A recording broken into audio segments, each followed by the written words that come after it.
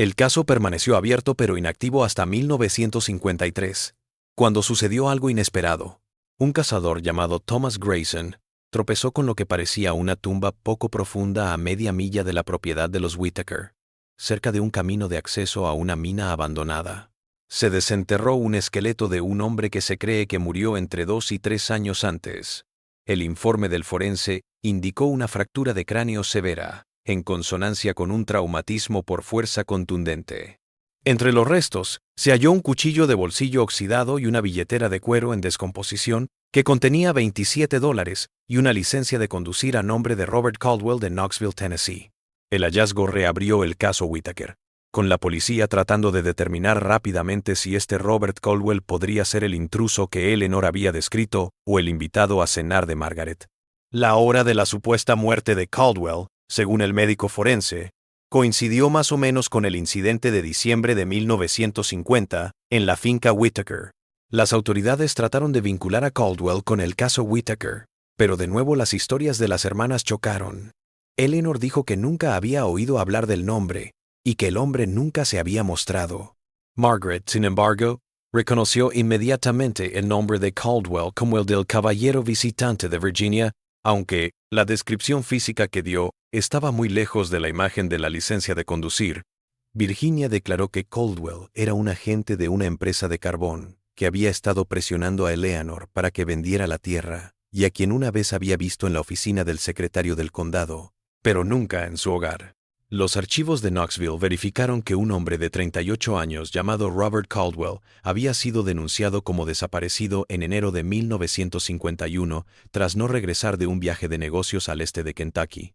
Su empleador, Blue Ridge Mining Company, dijo que Caldwell había estado investigando posibles propiedades para comprar, pero no tenía constancia de que se hubiera puesto en contacto con las Whittaker.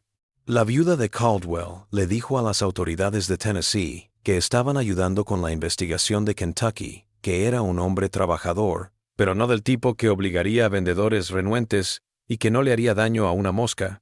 La investigación se aceleró e interrogaron a cada hermana. El tribunal ordenó exámenes psicológicos, cuyos resultados permanecieron sellados hasta 1968, cuando fueron revelados públicamente durante una reapertura de caso sin resolver en el condado de Harlan.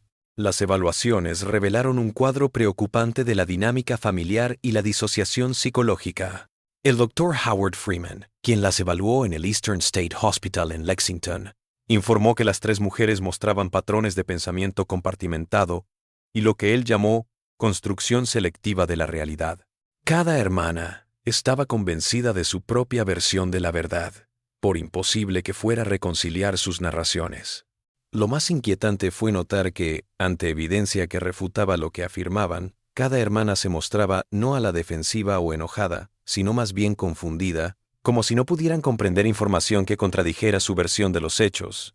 El informe del doctor Freeman propuso que las hermanas Whittaker podrían ser un ejemplo inusual de lo que llamó trastorno psicótico compartido con manifestaciones divergentes, esencialmente una folie à trois, en la que una delusión primaria se había fragmentado y desarrollado de forma diferente en cada hermana. Este polémico diagnóstico nunca llegó a utilizarse en ningún caso legal, pero ha sido muy debatido en la literatura psicológica posterior al caso. El caso dio otro giro en 1955, cuando Margaret Whittaker fue internada en el Eastern State Hospital en Lexington tras un supuesto colapso nervioso. El incidente que lo desencadenó todo, según le contó Eleanor a la policía, fue cuando Margaret los despertó a todos a mitad de la noche gritando que «hay alguien en las paredes, viéndonos dormir». Eleanor lo atribuyó al estrés crónico tras el incidente de 1950 y a la creciente dificultad de Margaret para conservar su trabajo en la oficina del secretario del condado, donde se había vuelto supuestamente errática y cada vez más paranoica. Mientras estaba internada en el Eastern State Hospital, Margaret le habría dicho a su psiquiatra, la Dre, Elizabeth Colton, que lanzó más dudas sobre todas las historias anteriores. De acuerdo a las notas de la Dra. Colton, que no se revelaron hasta 1965 por las leyes de confidencialidad del paciente, Margaret describió al hombre que vivía en las paredes de la casa Whittaker. Dijo haberlo escuchado andar por la casa por la noche durante meses antes del incidente de diciembre, y que tanto Eleanor como Virginia sabían que estaba allí, pero se negaban a admitirlo. Margaret le dijo a Ladra Colton que el hombre había sido invitado a su casa por Eleanor en el verano de 1950, no como un pretendiente, sino como un acuerdo comercial por la posible venta de su propiedad. Según el testimonio hospitalario de Margaret, el hombre, ahora identificado como posiblemente llamado Robert, pero que usaba nombres diferentes con cada una de nosotras, se había mudado en secreto a la casa cuando las negociaciones fracasaron debido a terceros desconocidos que hicieron que su presencia en Harlan fuera peligrosa. Ladra. Colton diagnosticó inicialmente a Margaret con delirios paranoides, pero su interés se despertó cuando Margaret describió detalles arquitectónicos de la casa que sugerían la presencia de espacios o pasajes ocultos. Con el permiso de Eleanor, la dueña de la casa, Ladra de Colton contrató a un arquitecto para que inspeccionara la casa Whittaker en junio de 1956. El estudio que siguió fue revelador. La casa, construida en 1878, efectivamente, contenía un estrecho pasillo de servicio entre ciertas paredes, una característica no infrecuente en casas de esa época. Pero lo más importante, el arquitecto encontró pruebas de que alguien había estado aquí recientemente. Arañazos en el panel de acceso en la despensa, marcas de polvo que indicaban movimiento, y lo más alarmante, un rollo de cama improvisado y envoltorios de comida escondidos en una parte ampliada del pasadizo. Ante esta revelación, Eleanor se mostró sorprendida. Virginia, sin embargo, huyó de la propiedad y desapareció durante varios días. De vuelta, dijo que no sabía que hubiera alguien viviendo en las paredes, pero que los vagabundos debían entrar cuando las hermanas estaban fuera. Esta explicación fue considerada inverosímil, dada la naturaleza oculta y segura de los puntos de acceso al pasaje.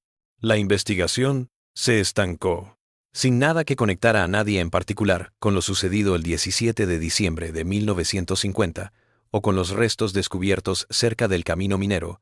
Las autoridades no pudieron presentar cargos. El caso quedó oficialmente sin resolver, pero la especulación local se disparó. Las tres hermanas nunca volvieron a vivir juntas después de la revelación de 1956. Eleanor permaneció en la casa familiar hasta su muerte en 1962. Margaret permaneció en el Eastern State Hospital hasta 1959, cuando se mudó a Cincinnati, Ohio, donde vivió una vida tranquila hasta su muerte en 1968. Se trasladó a Knoxville, Tennessee, curiosamente, la ciudad natal de Robert Caldwell, donde trabajó como bibliotecaria hasta su jubilación en 1975. Murió en 1981, llevándose con él lo que conociera de la verdad. Lo que hace que este caso sea tan perturbador no es solo la falta de resolución, sino lo que sugiere sobre la psicología humana. ¿Cómo pudieron tres mujeres que compartían la misma habitación y la misma experiencia llegar a interpretaciones tan distintas de lo que sucedió? Las notas selladas del Dr. Freeman proponen lo que él llamó ilusión triangulada, en la que personas muy cercanas y estresadas crean sistemas de creencias entrelazados pero contradictorios que se influyen entre sí, hasta que la realidad objetiva se vuelve imposible de determinar. En 1967, un estudiante de posgrado de la Universidad de Kentucky llamado Alan Payton trató de reconstruir el caso como tesis de criminología. Su investigación reveló más información que se había perdido o suprimido en el estudio original. Payton descubrió que Robert Caldwell, cuyos restos fueron encontrados cerca de la propiedad de Whittaker, sí estaba asociado con Blue Ridge Mining Company, pero no como buscador de tierras. Los registros de nómina muestran que era negociador sindical, mediando en conflictos entre la gerencia y los mineros. Esta relación se hizo importante cuando Payton descubrió cartas entre sus pertenencias tras su muerte. Correspondencia entre ella y agentes de tres empresas distintas de carbón sobre la posible venta de las tierras Whittaker. Estas cartas, escritas entre agosto y noviembre de 1950, mostraron que Eleanor había estado negociando en secreto con Cumberland Coal Company, Blue Ridge Mining y Harlan Consolidated Coal al mismo tiempo, enfrentándolas entre sí para obtener un mejor precio. Una carta de Cumberland Coal, del 10 de noviembre de 1950, hablaba de sus conversaciones en curso con nuestro rival y se preocupaba por las lealtades divididas. Esto dio a entender que las negociaciones de Eleanor se habían filtrado a las empresas con las que trataba, lo que podría haber generado cierta tensión. Petón también encontró que en este mismo momento, las relaciones laborales del carbón en el condado de Harlan estaban en su punto más explosivo. El sindicato United Mine Workers estaba tratando de sindicalizar a los mineros en varias minas, propiedad de Cumberland Coal, pero Blue Ridge Mining ya tenía una relación bastante tranquila con el sindicato. Esto puso a Caldwell, un negociador sindical para Blue Ridge, en una posición potencialmente vulnerable si estaba negociando por las tierras Whitaker, que Cumberland también buscaba. Tal vez lo más revelador fue la entrevista de Petón con Abigail Hayes, la vecina anciana de las Whitaker que no había sido interrogada en la investigación original. Hayes recordó que en el verano de 1950 había visto a Virginia Whitaker hablando con un hombre que se ajustaba a la descripción de Caldwell en la feria del condado de Harlan. Según Hayes, parecían conocerse, lo que refutaba la afirmación de Virginia de que nunca la había conocido antes de su supuesto único encuentro en la oficina del secretario del condado. Hayes también compartió algo perturbador. 2 semanas antes del accidente de diciembre, había estado dejando conservas en casa de las hermanas Whitaker cuando escuchó una acalorada discusión. Hayes dijo que escuchó a Eleanor gritar: «Ya no puede permanecer aquí. Debe detenerse». Hayes entró en la cocina, y las hermanas se callaron de golpe, fingiendo que nada había ocurrido.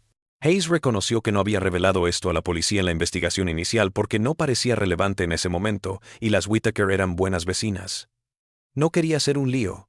La conclusión de Petón fue que el escenario más probable era que Robert Caldwell se hubiera ocultado en la casa Whitaker durante un tiempo en 1950 por amenazas contra su vida por su trabajo sindical en un condado conocido por la Mecky Rabas. Violencia laboral en el sector del carbón. Planteó que el incidente de diciembre pudo haber sido el punto culminante de las tensiones entre las hermanas sobre su presencia, posibles enredos amorosos, preocupaciones financieras sobre la venta de la tierra y el estrés de guardar un secreto tan grande en un pueblo pequeño. Pero Petón admitió que su reconstrucción seguía siendo hipotética y no explicaba toda la evidencia, especialmente las versiones salvajemente contradictorias de las hermanas. Su disertación, aunque aclamada en el mundo académico, no logró resolver el caso en términos legales.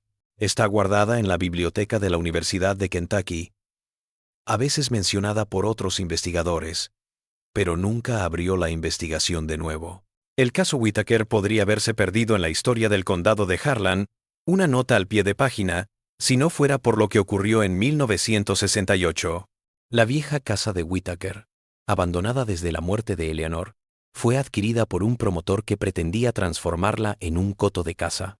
Durante las reformas, los obreros que demolían parte de una pared entre el comedor y el pasadizo secreto encontraron algo macabro, un nicho sellado en el que se guardaba una mano humana momificada. El examen forense confirmó que la mano era de un varón y había sido separada del cuerpo entre 18 y 20 años atrás. Aún más perturbador fue descubrir que la separación parecía haber sido quirúrgica, no producto de trauma o descomposición. Se halló un gemelo plateado en forma de cabeza de caballo aún sujeto a un trozo de tela en la muñeca conservada. Un detalle que le recordó inmediatamente la descripción que hizo Margaret del invitado a la cena de su confesión de 1950. No se descubrieron más restos en la propiedad a pesar de una búsqueda exhaustiva. Se usó radar de penetración terrestre para escanear el suelo alrededor de la casa y el pozo, pero no se encontraron restos enterrados. La mano nunca se conectó definitivamente ni a Robert Caldwell ni a nadie más. Las pruebas de ADN, capaces de resolver la cuestión, no existían en 1968. La muestra se guardó en la oficina del médico forense del condado hasta que un incendio destruyó el edificio y todo lo que contenía en 1972. A estas alturas, solo quedaban vivas Margaret y Virginia Whitaker.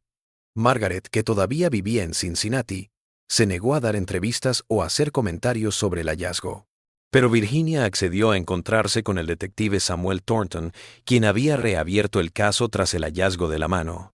La transcripción de esta entrevista, realizada en abril de 1968, revela una Virginia Whitaker muy diferente de la mujer que se describe en los informes de 1950. Ahora, a los 54 años, y con una calma inquietante, como la llamó Thornton, Virginia dio otra explicación. En este relato, Virginia afirmó que un hombre sí había estado viviendo en secreto en su casa, pero no en diciembre de 1950. Según ella, un sindicalista herido se había refugiado en su casa en el verano de 1949, huyendo de los matones antisindicales durante una época de violentas huelgas en las minas de carbón. Virginia dijo que Eleanor, simpatizante de la causa sindical, pero negociando con las empresas de carbón, aceptó ocultar al hombre, cuyo nombre, dijo Virginia, no era Caldwell, sino Thomas Barrett. Virginia le contó al detective Thornton que Barrett vivió en el pasadizo secreto durante casi medio año mientras se recuperaba de sus heridas. En ese tiempo, afirmó, Margaret se enamoró de él, y Eleanor se preocupó por el peligro de tenerlo en casa. Según Virginia, el punto de inflexión no ocurrió el 17 de diciembre de 1950, sino meses antes, cuando Eleanor se enteró de que Margaret estaba embarazada del hijo de Barrett. Según Virginia, Eleanor se enfrentó a Barrett y le exigió que se hiciera cargo de Margaret y el niño, que se casara con ella y se fuera del condado de Harlan. Barrett se negó, diciendo que ya tenía una familia en Tennessee. Virginia declaró que Eleanor, furiosa por la traición, golpeó a Barrett con un atizador de chimenea durante una pelea y lo mató accidentalmente.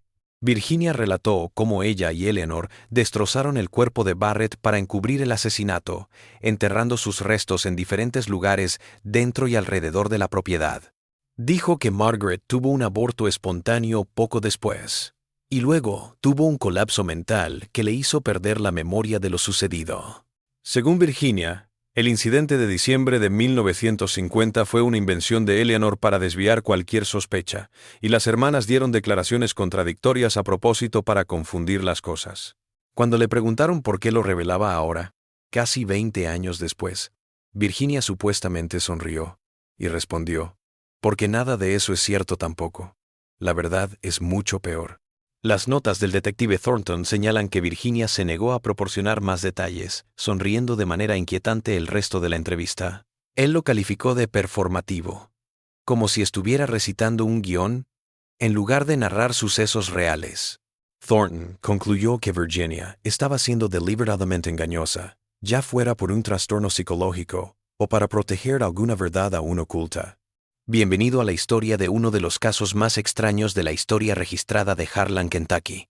Harlan County, Kentucky, en las montañas Apalaches, siempre ha sido famoso por el carbón, las huelgas y las comunidades cerradas en sus valles remotos.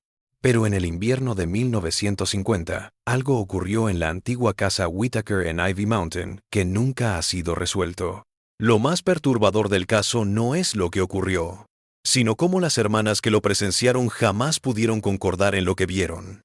La granja familiar Whitaker se encontraba en 43 acres de bosque, a unas 7 millas al noreste del Palacio de Justicia de Harlan. La casa había sido de la familia desde antes de la Guerra Civil. Se había transmitido de padres a hijos. En 1950, solo quedaban las 3 hermanas.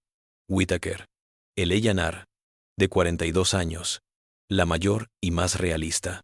Margaret, de 39, que había regresado de Louisville tras su divorcio, y Virginia, de 36, que nunca se había casado y rara vez abandonaba la propiedad. La casa en sí era un eco de otro tiempo, una mansión victoriana de 2 pisos con un amplio porche envolvente, construida en 1878 por el abuelo de las hermanas, Jeremiah Whitaker, un próspero maderero. Según los registros del condado, la estructura original compartía varias características arquitectónicas típicas de las casas de la época, pero poco comunes en la zona, como un pequeño pasillo de servicio que discurría entre algunas paredes. Esta peculiaridad se convertiría más tarde en parte del enigma que envuelve la casa. Los Whitaker habían sido una de las familias más importantes del condado de Harlan. Jeremiah había contratado a cientos de leñadores antes de que llegaran las empresas de carbón. El padre de las hermanas, William Whitaker, había conservado el estatus familiar, invirtiendo sabiamente y alquilando parte de sus tierras a las primeras empresas mineras. Pero para 1950, la influencia familiar se había desvanecido. Las 3 hermanas vivían aisladas. Sus lazos con la comunidad se habían ido desvaneciendo con el tiempo. Según Mabel Collins, que regentaba la tienda general en la vecina A-Arts, las hermanas eran tan distintas como la noche y el día, pero unidas por algo innombrable. Eleanor, alta, severa y con el cabello encanecido antes de tiempo, administraba el dinero que ganaban, arrendando parte de sus tierras a una maderera. Era reconocida por ser práctica y negociadora, llegando a resolver asuntos que tradicionalmente resolvían los hombres de la familia en aquella época. Margaret, que había vivido casi una década en Louisville antes de regresar al condado de Harlan en 1948, regresó con un cierto refinamiento de ciudad que la diferenciaba de la mayoría de las mujeres del lugar. Su divorcio apenas se mencionaba, pero era de conocimiento común, un escándalo que se había desvanecido con el tiempo hasta convertirse en algo aceptable.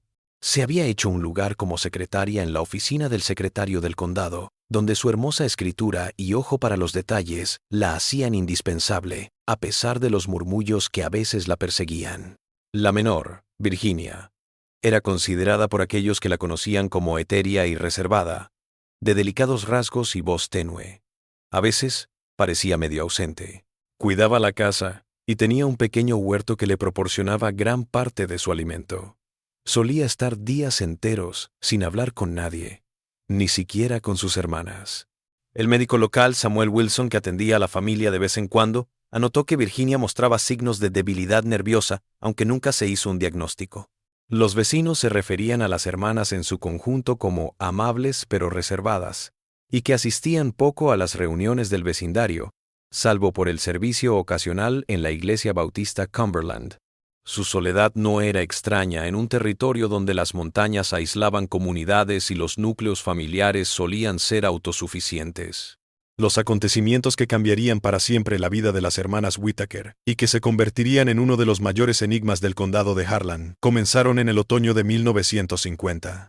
Según los relatos que surgieron más tarde, los que veían regularmente a las hermanas observaron pequeños cambios en la casa de los Whittaker. Abigail Hayes, una vecina anciana que vivía media milla montaña abajo, recordó que desde septiembre de ese año, Eleanor Whittaker se veía cada vez más tensa cuando llegaba cada semana a entregar huevos. Brincaba con ruiditos, dijo Hayes en una entrevista de 1963, y más de una vez la sorprendí mirando hacia la casa con una expresión que nunca había visto antes en su rostro, como si estuviera tratando de descifrar algo. El jefe de Margaret en la oficina del secretario del condado, Harold Jenkins, dijo en una declaración que comenzó a llegar tarde al trabajo en octubre y noviembre, lo cual era inusual para ella. En más de una ocasión la sorprendió distraída y con cara de no haber dormido.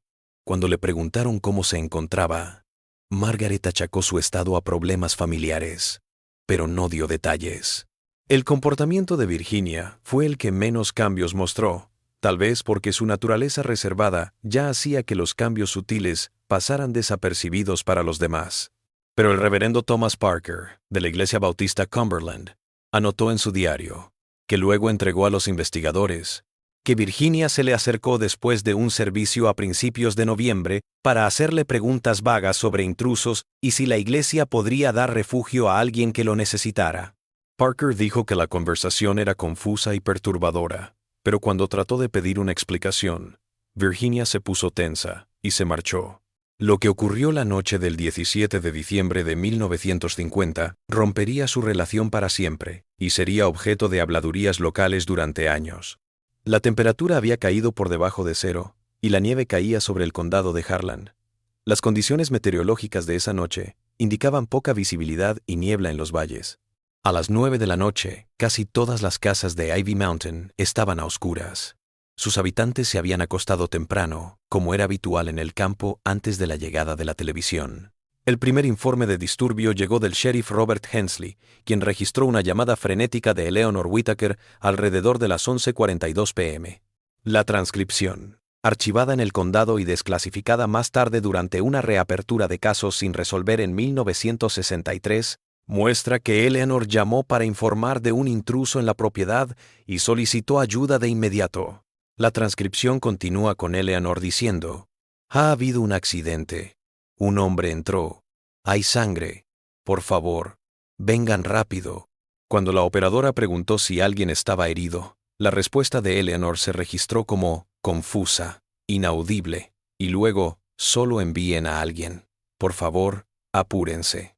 El asistente James Collins fue despachado a la propiedad, pero no llegaría hasta casi 45 minutos después, ya que las carreteras se estaban deteriorando. Su hoja de patrulla, que llevaba de acuerdo con las normas del departamento, muestra que salió de la oficina del sheriff en Harlan a las 23:50 y llegó a la propiedad de Whitaker a las 0:34.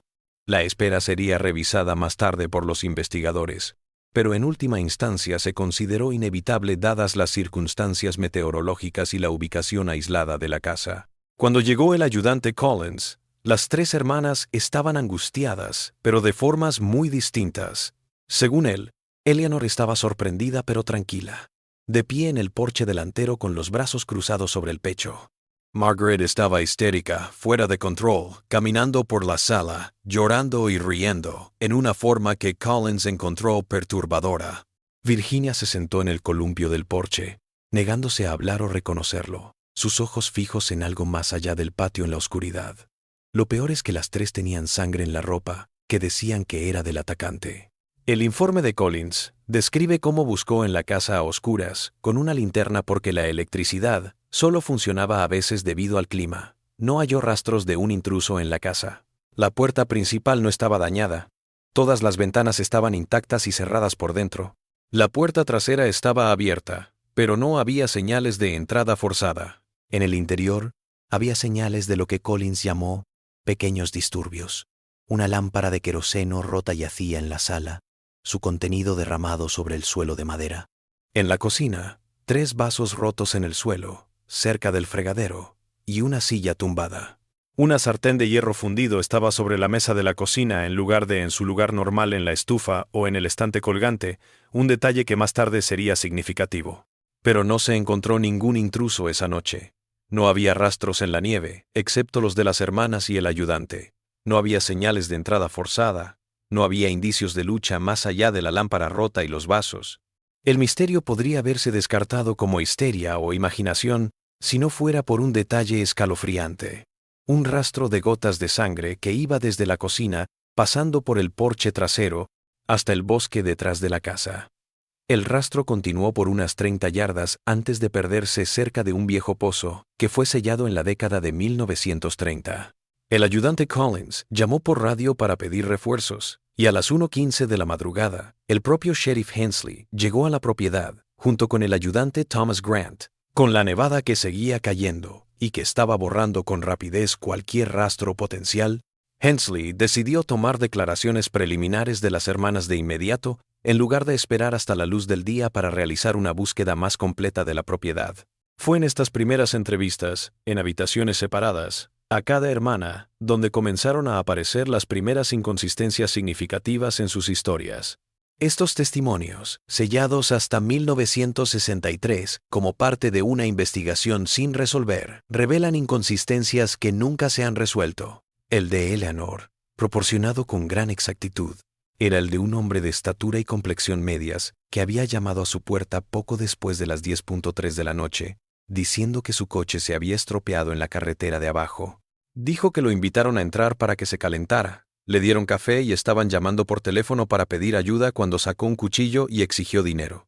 Según Eleanor, hubo una pelea, y Margaret lo golpeó con una sartén de hierro fundido. Ella dijo que él escapó por la puerta de atrás, sangrando, y que ellas llamaron al sheriff de inmediato. Cuando le pidieron que describiera al intruso con más detalle, Eleanor dio una descripción sorprendentemente vaga pero consistente. Un hombre blanco, de entre 30 y 40 años, de estatura mediana, ni alto ni bajo, creo que moreno, aunque llevaba sombrero casi siempre. Se expresaba con un acento refinado, no de por aquí. Pero no pudo dar más detalles, diciendo que la oscuridad y el shock la habían confundido. La línea de tiempo de Eleanor sitúa al intruso entrando a las 10:30 p.m., atacando a las 11:15 p.m. y huyendo de la casa inmediatamente después. Cuando el sheriff Hensley hizo notar que la llamada a la estación del sheriff no se hizo hasta las 11:42 p.m., Eleanor dijo que primero habían tenido que atender a Virginia, que estaba sin respuesta después de que el intruso huyera. Ella se aferró a esta historia con firmeza en su declaración inicial y en todas las entrevistas posteriores. La de Margaret, capturada en la sala mientras Eleanor era entrevistada en la cocina, difirió mucho. Reiteró que nadie había llamado a la puerta esa noche. En cambio, dijo que Virginia había invitado a cenar a un hombre que había estado viendo en secreto durante meses. Margaret lo describió como alto, bien vestido y con un acento que no era de por aquí. Dijo que en la cena, Eleanor y el hombre se pusieron a hablar de política, de los sindicatos y de las minas de carbón. Según Margaret, Eleanor se había puesto cada vez más inquieta a medida que avanzaba la conversación. Y finalmente, llamó al hombre simpatizante comunista. El hombre se indignó con esta acusación. Sacó un cuchillo de su abrigo y se lanzó sobre Eleanor, cuando Margaret le golpeó con la sartén, defendiendo a su hermana. La declaración de Margaret proporcionó detalles que faltaban en el relato de Eleanor. Lo describió como un hombre en un traje de sarga azul a rayas diplomáticas y gemelos de cabeza de caballo plateados. Dijo que se había hecho llamar Robert, y habló de tener contactos en una operación de carbón en Tennessee. Lo importante es que dijo que el hombre había tropezado por la puerta trasera, sangrando por la cabeza, y que Virginia lo había seguido afuera para asegurarse de que se fuera. Cuando se le preguntó por qué Virginia habría seguido a un hombre peligroso en la noche, Margaret supuestamente se confundió y cambió su historia, diciendo que tal vez Virginia se había quedado dentro después de todo. Las notas del sheriff Hensley muestran que Margaret se volvió más confusa a medida que avanzaba la entrevista, repitiéndose o añadiendo detalles completamente nuevos a su historia antes de retractarse. La declaración de Virginia, grabada el día después de que finalmente hablara de nuevo, negaba a ambas hermanas por completo. Virginia declaró que no había ningún hombre en la casa esa noche. En cambio, dijo que las tres hermanas habían estado hablando de vender la casa. Según Virginia, Eleanor deseaba vender a una empresa de carbón que los había estado presionando durante meses, pero ella y Margaret se negaban. Virginia dijo que la pelea se intensificó y Eleanor amenazó con vender de todos modos. Según Virginia, Margaret se puso furiosa y apuñaló a Eleanor con un cuchillo de cocina. Virginia se abalanzó, cortándose la mano en el forcejeo, y desarmó a Margaret. Dijo que la sangre era tanto de Eleanor como suya, de pequeños cortes que se habían hecho durante la pelea, y que se habían inventado la historia del intruso para encubrir a Margaret, que había estado enferma desde su divorcio. La declaración de Virginia fue lo suficientemente detallada en términos de hablar de la propiedad como para coincidir con hechos históricos no conocidos en el momento. Los registros en la oficina del secretario del condado would later show that agents from Cumberland Coal Company had approached Eleanor about selling the Whitaker land. With the initial paperwork filed in October 1950, esto le dio credibilidad al testimonio de Virginia, a pesar de lo que dijeron sus hermanas. Pero la explicación de Virginia no pudo explicar el rastro de sangre desde la casa hasta el pozo. Cuando se le presionó al respecto, se puso vaga, diciendo primero que un animal podría haberse herido, luego que Eleanor podría haber esparcido sangre para dar la impresión de fuga de un intruso. Nada de eso convenció a los investigadores, pero sin más pruebas, no pudieron descartar por completo su historia. El sheriff Hensley no pudo encontrar nada que confirmara ninguna de las historias contradictorias. El arma que supuestamente usó el intruso, o las hermanas en su pelea, según qué historia creyeras, nunca se encontró. La sangre en la ropa de las mujeres se recogió y se envió a un laboratorio en Lexington. Pero en 1950 las técnicas forenses eran rudimentarias. El informe solo confirmó que era sangre humana tipo O, que no coincidía con ninguna de las hermanas. Una búsqueda en la propiedad al día siguiente no descubrió nada más que la mancha de sangre que se desvanecía cerca del pozo sellado. Se pensó en destapar el pozo, pero los estudios geológicos revelaron que se derrumbó en su interior hace años, lo que hacía improbable que algo o alguien hubiera sido arrojado allí recientemente. La investigación se detuvo. El sheriff Hensley anotó su frustración. 3 mujeres, 3 historias, y ni idea de cuál, si alguna, está cerca de la verdad. La nueva investigación se detuvo de nuevo. Sin nada más que la mano cortada como evidencia física, y con Margaret incapaz o no dispuesta a dar un relato coherente, las autoridades no pudieron decir qué versión sí es, que alguna de las muchas historias de Virginia se acercaba más a la verdad. La finca Whitaker finalmente se transformó en un pabellón de caza, en funcionamiento desde 1969 hasta 1977, cuando se quemó en un incendio de causa desconocida.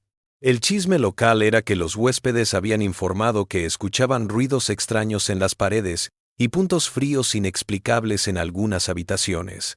La tierra ha estado abandonada desde entonces, poco a poco reclamada por el bosque circundante. Tal vez la parte más escalofriante del caso se produjo en 1968, cuando Margaret Whittaker murió en Cincinnati. Entre sus pertenencias se halló un diario encuadernado en cuero y repleto de lo que parecían ser entradas cotidianas que iban desde enero de 1950 hasta diciembre de 1951. El diario, que ahora se encuentra en los archivos de la Sociedad Histórica de Kentucky, ofrece otra historia, una que desafía todos los relatos anteriores y que tiene algunas cosas en común con la evidencia física. En el diario, Margaret no a un hombre relacionado con la casa Whittaker, sino a dos: Robert Caldwell, un agente de la compañía de carbón que intentaba comprar sus tierras, y un hombre al que se refirió solo como E., del que dijo que había sido el amante secreto de Eleanor durante años. Según Margaret, Eleanor había estado relacionada con este enigmático E. desde antes de la muerte de sus padres, y mantenía la relación en secreto por razones no reveladas que les impedían contraer matrimonio. Margaret relató cómo Eleanor había alterado el pasadizo secreto para que E. pudiera visitarla sin que sus padres lo supieran, y más tarde sin que Virginia lo supiera.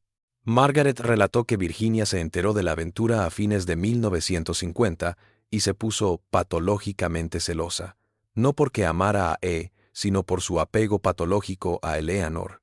El diario relató el deterioro mental de Virginia, que comenzó a espiar a Eleanor y E. en sus encuentros secretos, a veces permaneciendo de pie durante horas en el pasadizo oscuro, observando a través de las grietas en los paneles de la pared. La entrada del diario del 16 de diciembre de 1950, la noche antes del incidente, tiene un extracto especialmente escalofriante. B. cogió la vieja navaja de afeitar de papá del ático hoy. Cuando le pregunté para qué la quería, sonrió de esa manera vaga y dijo que tenía que cortar algunos hilos sueltos. Y llega mañana por la noche. Le tengo miedo a lo que pueda hacer B. Pero no me escucha. La entrada del 17 de diciembre es lacónica y alarmante. Hecho. Dios nos ayude a todos. La siguiente entrada no es hasta el 29 de diciembre, y todo lo que dice es: decidimos lo que íbamos a decir. 3 historias distintas. 3 imposibles verdades. Nadie nos creerá una palabra. Y en esa confusión está nuestra única esperanza de seguridad.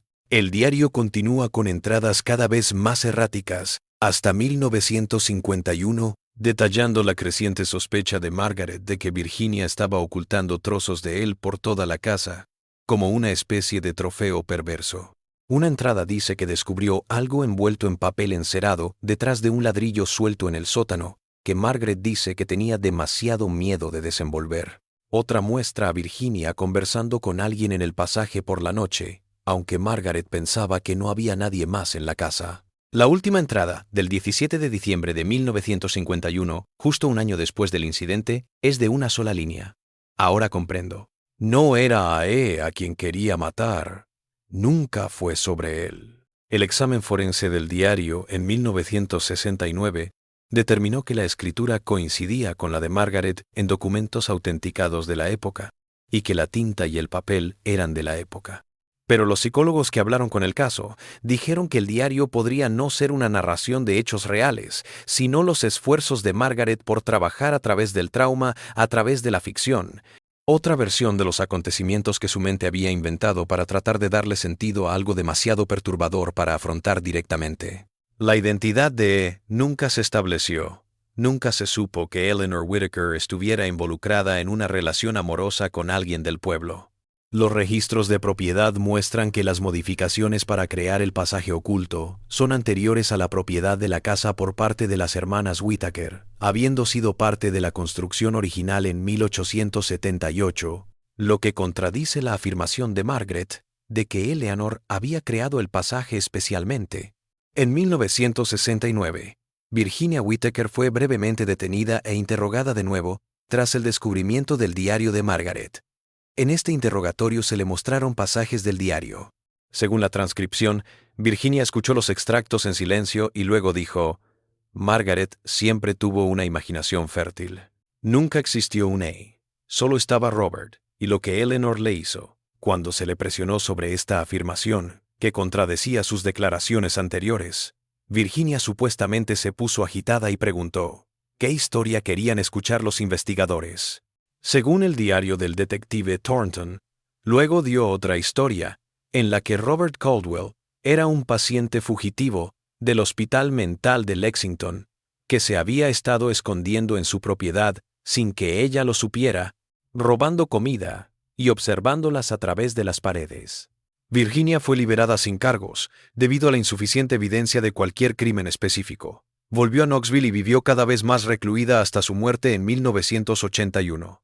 El último acto de esta historia macabra se escribió en 1978, cuando un anciano llamado Edward Larkin, un médico retirado que había trabajado en el Hospital Memorial de Harlan, llegó con nueva información que reabrió todo el caso. Larkin dijo que en diciembre de 1950, Eleanor Whitaker lo había visitado en privado, no en el hospital sino en su casa, para recibir tratamiento por lo que dijo que era un accidente doméstico. Según Larkin, Eleanor había recibido una herida en la parte superior del brazo, que él atendió y anotó en un registro privado, no en los archivos del hospital. Eleanor dijo que se había tropezado con una ventana rota durante un apagón. Más aún, Larkin declaró que 2 días después, Virginia Whitaker también lo buscó en privado para recibir tratamiento, por lo que dijo que eran cortes accidentales, mientras mataba a un cerdo.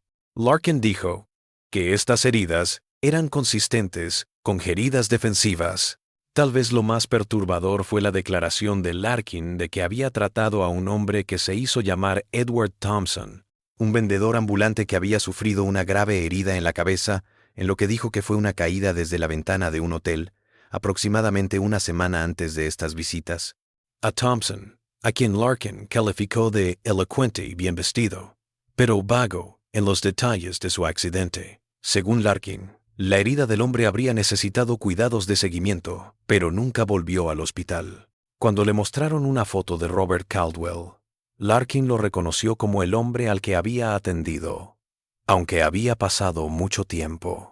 Cuando se le preguntó por qué no había aportado esta información durante la investigación inicial, Larkin mencionó la confidencialidad profesional y, más reveladoramente, temor a represalias. En una comunidad en la que la familia Whitaker, a pesar de su reclusión, tenía influencia a través de sus propiedades y presencia histórica. El testimonio de Larkin propuso una cronología en la que las 3 hermanas Whitaker y un hombre que coincidía con la descripción de Caldwell resultaron heridos aproximadamente al mismo tiempo en diciembre de 1950, contradiciendo partes de todas las historias anteriores, y al mismo tiempo corroborando partes de cada una. Además, el nombre de Edward Thompson proporcionó una identidad potencial y atractiva para el enigmático E del diario de Margaret. El Dr. Larkin falleció en 1982, llevándose con él cualquier otra idea que pudiera haber tenido. Con su muerte, todas las figuras centrales del caso Whitaker habían muerto. Solo quedaban papeles, testimonios contradictorios y el enigma sin resolver de lo que había ocurrido la noche de diciembre de 1950. El caso Whitaker sigue abierto. El lugar de la casa, ahora invadido por la maleza y apenas reconocible como una antigua residencia humana, es visitado ocasionalmente por adolescentes locales en Dares o por aficionados al crimen real atraídos por las historias que se han acumulado en torno a la propiedad. Algunos dicen oír susurros entre las ruinas, especialmente en las noches de diciembre, cuando la nieve y la niebla descienden sobre los valles del condado de Harlan.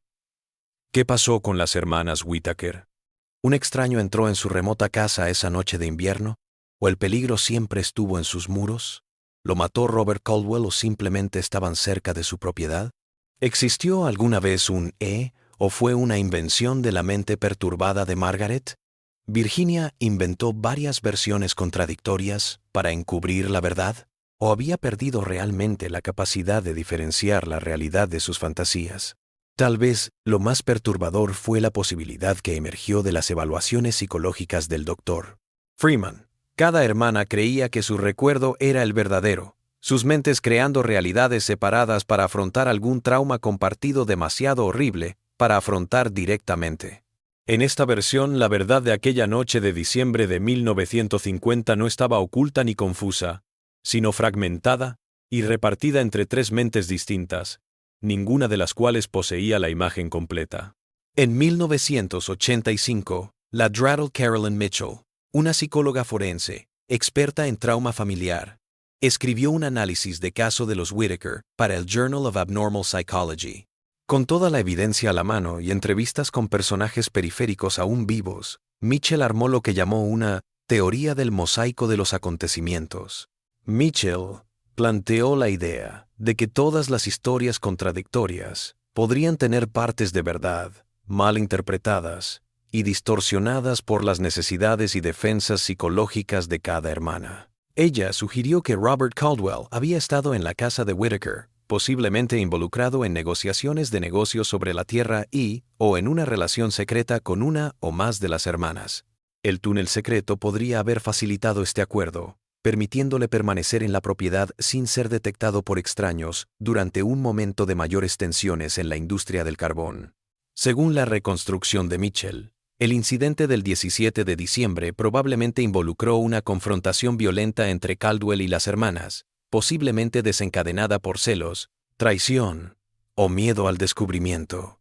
Ella supuso que las tres hermanas podrían haber participado en la violencia en diferentes niveles, y que sus relatos posteriores contradictorios podrían haber sido no un engaño intencionado, sino una compartimentación psicológica. Cada hermana recordaba y aceptaba solo las partes de los acontecimientos que su mente podía soportar. El hallazgo de la mano cortada en 1968 y su doble plateado que coincidía con la descripción de Margaret refuerza la teoría de que Caldwell murió en la casa en lugar de escapar herido como afirmó Eleanor. Los restos encontrados cerca del camino minero en 1953, presuntamente de Caldwell, podrían representar una elaborada mala dirección creada por las hermanas para desviar la atención de la eliminación real del cuerpo, quizás desmembrado y oculto en múltiples lugares, como Virginia afirmó una vez, solo para retractarse de la declaración más tarde. La evaluación de la DRA. Mitchell, si bien es convincente en su integración de la evidencia contradictoria, sigue siendo especulativo. Sin evidencia forense que se destruyó hace mucho tiempo, sin testigos que ya murieron, la verdad de lo que sucedió en la casa de Whittaker nunca se conocerá por completo. Las tumbas gastadas de Eleanor, Margaret y Virginia Whittaker ahora se sientan en el pequeño cementerio detrás de la iglesia bautista de Cumberland, dispuestas en un triángulo, cada una orientada en dirección opuesta a las demás en la muerte, como lo habían estado en sus últimos años de vida. El folclore local afirma que en las noches más frías de diciembre se pueden avistar tres figuras femeninas de pie entre las tumbas señalando en distintas direcciones, como si aún no lograran decidir cuál es el camino hacia la verdad. El caso Whittaker es más que un caso sin resolver. Es un monumento a la falibilidad de la percepción y la memoria humanas, y a la capacidad de la mente de crear y sostener representaciones de la realidad cuando la verdad es demasiado insoportable. En el condado de Harlan todavía cuentan que cuando la niebla baja de Ivy Mountain y envuelve la vieja casa de los Whittaker, se oyen tres voces susurrando tres historias distintas, ninguna cierta y ninguna falsa por completo. Para ciertos enigmas, la respuesta no es decidir qué historia es verdadera, sino por qué se necesitaron tantas historias en primer lugar. En el silencio de los montes Apalaches, los relatos contradictorios de las hermanas Whittaker siguen resonando. Un recordatorio de que los monstruos más aterradores no siempre son los que podemos ver o nombrar, sino los que destrozan nuestra comprensión de la realidad. Los archivos del caso aún están disponibles en el catálogo de los archivos estatales de Kentucky, con el número de referencia HC 195317, para cualquiera que desee revisar la evidencia y decidir por sí mismo. Pero quienes lo han examinado de cerca a menudo, se alejan con más preguntas que respuestas, y con la sospecha de que algunas verdades no están meramente ocultas, sino destruidas más allá de toda reparación, reducidas a piezas dispersas, a través de muchas mentes, muchas historias, muchas realidades posibles.